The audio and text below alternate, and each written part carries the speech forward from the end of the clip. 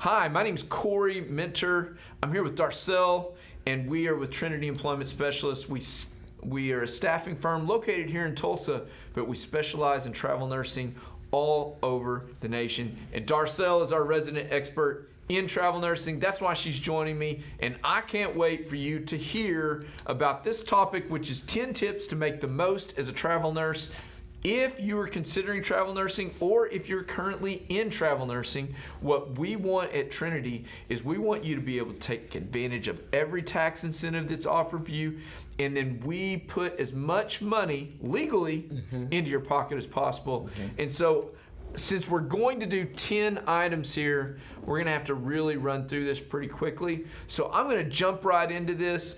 10 tips to make the most as a travel nurse. The very first thing is volunteer for new experiences, especially at the beginning of your career. Talk about that real quick, Darcel. A nurse, what they mean about volunteering, because if, at the beginning of their career, most nurses go into med-surg.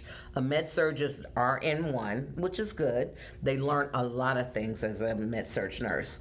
And then sometimes if they say go to a tele floor, you literally cannot transition from a med-surg to a tele without having experience. Now, I would say go in there, as you might say, a volunteer, to look at what they can do. Learn those steps, because you really can't put in hand work to that when you're a med-surg nurse. Right. You can't volunteer to be on a floor that you know nothing about. Well, see, what I was thinking about is that when you're on a floor, and on that floor, there are going to be lots of different duties that are needing to be done.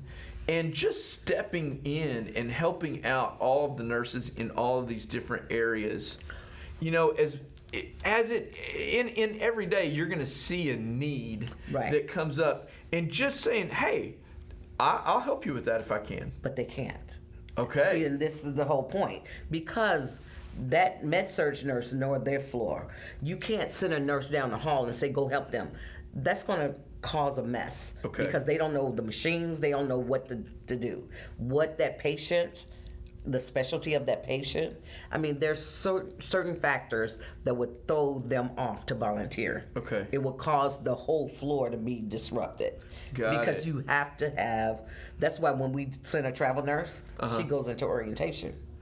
She goes on for a week. So there's not that many opportunities other than volunteering for opportunities that you qualify for up front with the staffing agency. Absolutely. And then expand your skill set. And you have to take a test in order to do that as well. Okay. So that's why volunteering, a nurse cannot volunteer. Got it. Unless they're just going to sit with the patient, going to do the CNA work. Yeah, well, that's why you're here. Yeah. We want to make sure and educate you correctly. Yeah. The second thing is look for transition jobs. Many times a facility is instituting new electronic medical records, and they're gonna need the entire staff to be planted over there into this training, and then all of a sudden there's this new, basically, rapid response rate could be enacted then. Exactly. And just to speak on that, transition jobs, EMR systems. Hospitals come up with these big EMR systems. Right. And they need nurses to go in there and learn those systems and then train others on the system. But they still could keep their core job. Right. So, I mean, I've had people on contracts for conversions for EMRs. Yes. So, I mean, generally, do they pay a little bit more? Oh, they do. Okay. Yes. And a lot of them, they start working, they can work from home. Well, and check with your recruiter, with your agency nurse recruiter, and they'll be able to tell you when these things. Maybe you could even go and search for them. Yes, you can. Yeah, if you're open in different states. But I would say nurses that normally do that, they stay there, then they lose out, because if you stay in a conversion rate job, then if you stay there over a year, you can't go back on the floor. Oh, really? And I try to tell nurses, if you're going to do that, get PRN jobs. Keep your bedside nursing, because you can lose that. Right. This is why it's so important that you pick the right nurse recruiter. Number 3, we're going to have to run through this real quick, Darcel, to get through 10.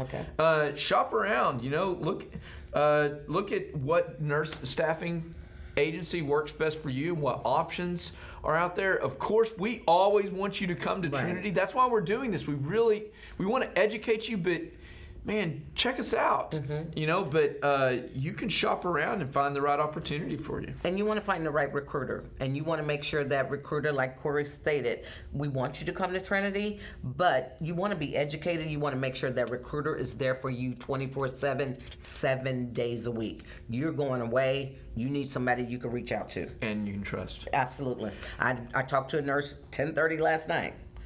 Finalized her assignment. Yeah. Because you want that. And I let her know, you going to PA, we want to be able to talk just like this, so keep my number. PA, she's talking about Pennsylvania. Yes. Always take the housing stipend. Why would you want to do this? Because you always have to take the housing stipend because you're leaving your home. And so you have to be able to pay for where you're going to stay. So that housing stipend is tax-free. You could do travel cafe to find housing. They have it sometimes. And it's another one that we use. Yeah. When you go and rent a house, that's something that Airbnb is the best place to do that. Well, but you've got to maintain your tax home to be able to take advantage of that tax Absolutely. stipend. Well, they can't get the stipend if they live in a proximity where they're less than 50 miles away anyway. Talk about the nurse compacting license to make sure that you get licensed in multiple states. Yes, that is a big win for a lot of nurses. I talk to a lot of nurses that do not have compact. And again, going back to their home state, if you have an Oklahoma license, now that Oklahoma is a compact state, you can get a compact license. A lot of nurses here don't have it yet, and that's the best thing to get. Get that, and you could go to multiple. There's about 33 compact states now. Right. So, and I think there's going to be more. They add every year. So if you want to grab more shifts to make more money, can you just ask? Now, do you mean like on a contract? Or? Yeah, on a contract. Is it an option for them to They get could more always shifts? it's overtime. They need help. That's why they're getting contract Well, nurses. sometimes just ask. Yeah. And talk to your Yes. recruiter about it. Let them know that, hey, listen, I want to make some more money. I want, and then you can reach out Absolutely. and make sure and facilitate that. Yeah. Okay. Set a specific goal. Just making more money, it might sound ideal, but you need to know what your goal is. For example, it's really easy for you to go out, start going out to eat, and if you're wanting to save some money, my advice to you is make sure and set a goal and know exactly where you want to be at. Number 9, just be strict about your budget. Do you ever talk to nurses about how to set a budget? Yes, I do. Because Okay. some nurses, when they work on a contract, even though they make that kind of money, at the end of the week, they like, I need money. They done spent all their money. Right. Because first of all, yes, they pay for their room, but then they shop. They do things that those 4 days, and then they're out of money. Well, and let's just face it, when you go to a new place, especially let's say you're going to Florida, it's gonna feel like you're on vacation. And so if you go out and spend the way I do for my family on vacation, I come back broke. At least I feel like I'm broke. Most nurses come back broke. So be Unfortunately. strict about your budget so you Yes. can make sure and save up for that nest egg. Last thing, let's wrap up with this, Darcel. Work with the financial professional. Why wouldn't you do this early on? Because nurses already pay so much money in taxes. So and that's what I tell them when they do a contract, make sure you know that is tax-free money.